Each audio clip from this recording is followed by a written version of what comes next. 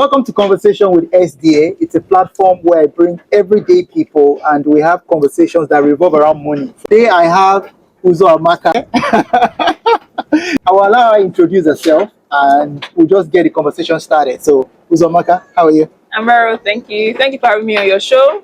Yeah. So just a quick intro. My name is Uzoamaka Okafor. I have been in the UK for roughly about 3 years. And I think today we'll be talking about life in the UK, living in the UK from my Yes. perspective. So don't take my word for it. I'm just sharing my stories and experiences from my perspective. So, starting from there, your perspective about living in the UK, how has it been for you? So as I said earlier, I've been here for roughly about 3 years. I came January 2022. So this month will make like 3 years and a couple of months. How has it been living in the UK? It's been good, really. If I'm just going to think of one adjective to describe it, it's been good. I've totally enjoyed my time here so far. UK is a place of systems. I've been fortunate to have been helped right from when I moved to the UK. In fact, when I moved in first, I stayed with my brother's friend, so that was already help in some way. I've just somehow always found people that help me. So I hear a lot of people say they don't have anybody to support them and the rest, which is very, very true because there's stories like that. But I'm also just going to say it's not everybody's story, and I'm just grateful that I've had the opportunity to have people support me. So, this is me thinking about a 25-year-old, Okay. someone that just finished school and he wants to come to the UK. What are those tips that you would give to that person? So there's something I usually say: dig your well before you need water. What that means is before you move to the UK, you can start doing some things in Nigeria. There's so many things you can do, and the thing usually is you don't know what you're doing that will actually give you an edge until you come to the UK. As an example, part of what helped me in my current role now is like the volunteering experience I had. It was also just like things I did for myself. So not necessarily things I did at work. It was just things I did randomly. And another thing with the UK is many roles don't really require your certificates. There are so many roles that require your certificates for sure. But there are also several roles you could get in, not really on the merit of your certificates, but on the merit of your experience. I'll use an example myself. There was one time I wanted to join a group, not in the UK, yeah, but like back home in Nigeria. There was a time I wanted to join a group. Application was already closed for that group. But I had a blog I was running at the time. And I wanted to join the group because I wanted to like give my writing services and editing services.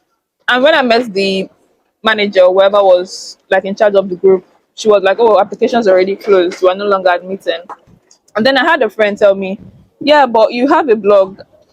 Why not tell her you have a blog and you're a professional writer and editor?"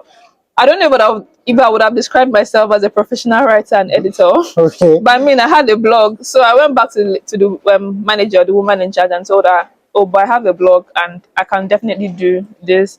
And she's like, "Oh, let me see your blog." I showed her the blog, and she let me in. So that was like the only interview I kind of did for that role. Dig your well Yeah, before you need water. yeah. Meaning that there are times you just do things, you don't have clear cut reason to do them, but you're just doing them because it's all part of your journey. That's very important. How easy is it for me to find these communities? The difference between community in the UK and Nigeria is in Nigeria, communities find you. In the UK, you have to find communities. So, Wait, what does that mean? okay, if you're in Give me an Nigeria, example. Yeah. once you're born, from the time you're born, without your consent, you're a part of a community. So, for example, if you grow up in the church, it's most likely that your mother is already in CWO, it's like a Catholic church. Yeah.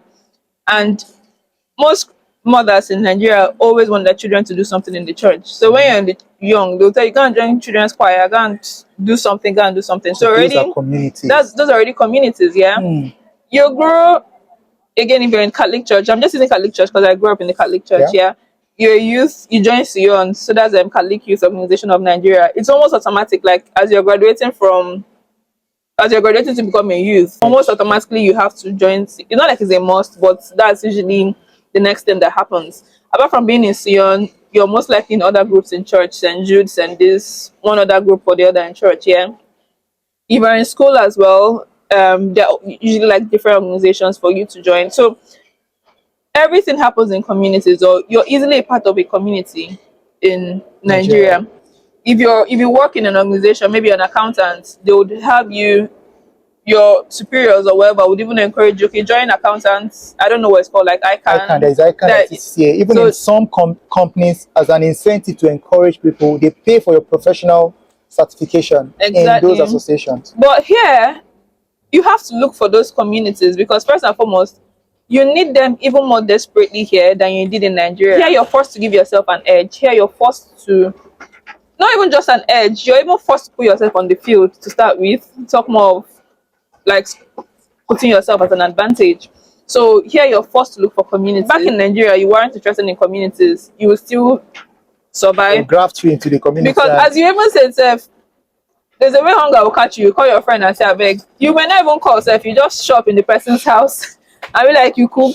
You may not even ask the person you cook. You enter the person's kitchen and serve yourself. Yes.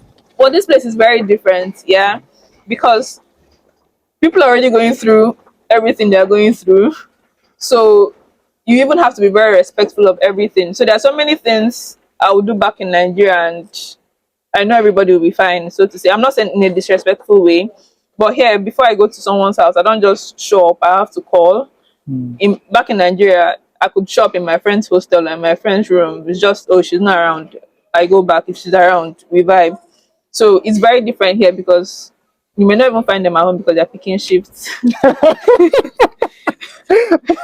You know, picking shift thing. Okay, we'll come back to that. You may not find them at home because they pick shifts. So it's way different. Information moves in communities, and the good thing about communities is that it's heterogeneous. So you find people who are ahead of you in the curve.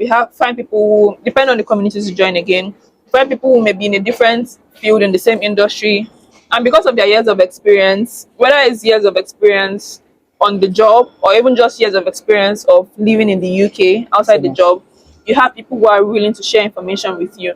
People who randomly just go to the streets or come to your DM and offer you information. Yeah. So you have to put yourself in spaces where knowledge is being transferred. So whether it's knowledge about what's happening in the industry, knowledge about career opportunities, knowledge about mentorship opportunities, you have to put yourself in those communities for you to access them. Okay, so let me shift a little. There's this mindset that once you're coming to the UK on a skilled visa, like a work visa or whatever, or a student route, that the only opportunity available is care. Is it that there are no other things that you can do, or what makes other things very difficult to break into? Again, I'm just going to preface this by saying I'm very grateful because when I came, I said I really don't want to do care and I don't want to do anything support or whatever, yeah, because care is trapping. So I know many people who have said, oh, they'll do care just for a year or two, or just at least to survive the first few months. Okay, maybe I'll also say I'm not like saying doing care is bad or anything. It's just about choice. Again, yeah. So I know many people who start off saying they'll do care for just a few months, or at least just to get by, especially if you're on student visa. Being on student visa means that you can work only 20 hours per week.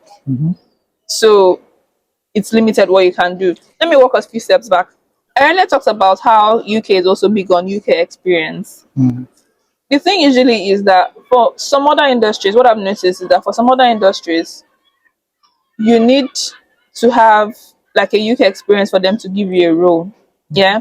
But for care, you don't necessarily need to have UK experience to get into care. Okay. So it's like an easy entry Easy. job, which is why they usually just like 2 days crash course. I think it's called MAPA and one other course. In coming to the UK, what has been like the greatest mind shift that has happened to you? You come here, you experience a system where people are not limited by things you were limited to. And I found that I'm getting to dream bigger than I used to dream in Nigeria. Because before I finish dreaming in Nigeria, they may take flights. No. Or my data will finish. Okay. Or I'll be looking for network. Like Those basic things, literally. like basic things really, and it's so annoying.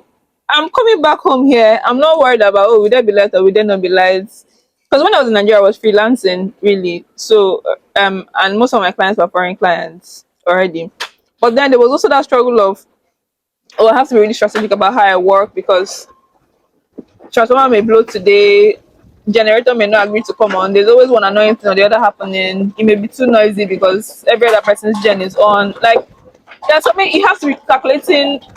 There's so many things to calculate, yeah.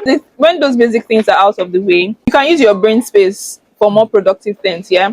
And then you're interacting with people who are doing big stuff. So again, because of the UK being the UK, you're interacting with people who are doing things on a global level. So their competitors are not really people in the country too. Yeah. So you just say that the conversation is very different. And most of these people are young people too. And then I'm seeing my mates doing big stuff and I'm thinking, oh, this is amazing. And I'm pushed to also start dreaming big, yeah. Because I'm also thinking, oh, if this person can do this stuff at this age, to be very honest, I also think about age. If this person can do this stuff at this age, why can't I do it at this age too? Yeah. And it just, I know it's not like a one night thing because they're able to think or dream this big, especially on that level, because they've not been restricted by the inefficiency of the system. The other mindset shift I've also had is it may sound contradictory to what I said earlier, but it's also the joy of living a slow paced life, if that makes any sense. Because what I found about people in the UK is they enjoy their life. So they work, they're thinking work, yes. But they also, I can be chatting with someone and the person is talking work. Next thing the person say, oh, I'm going to Barcelona for vacation for the weekend. So Monday to Friday, you can talk to them. Saturday, Sunday, they're They're off holidaying work. somewhere, and or even maybe the evening. So they also take time to enjoy their life. So it's not the culture in Nigeria, especially if you grew up in Lagos or if you lived in Lagos. It's also culture like since I came here, I've also learned to yes, there are things to be achieved, but I've also learned to breathe than I did in Nigeria because I didn't take leave for a very long time to the extent that HR was like, "You have leave, oh, year is about to end. Use up your leave." I was thinking, are you setting trap for me? It's an internal control problem. If you see a staff in your company that doesn't like to go on leave, You maybe know an they're sitting. indication that he's trying to cover something because he You knows if he know, goes on leave, they can find out something. So in finance, it's a recommendation that all your employees must go on leave. yeah, yeah, Yeah. yeah. I'll say the mindset you used to come is really important. I know same mindset sounds like I'm preaching, but if you're already like, oh, I'll start with support and care, that's the Especially when place. you're not interested in that. Especially when you're not sure that's the place you'll be seeing opportunities because Because you've there are people that are already zeroed interested your in care and mind. support. So if you're interested, please write down like go for it.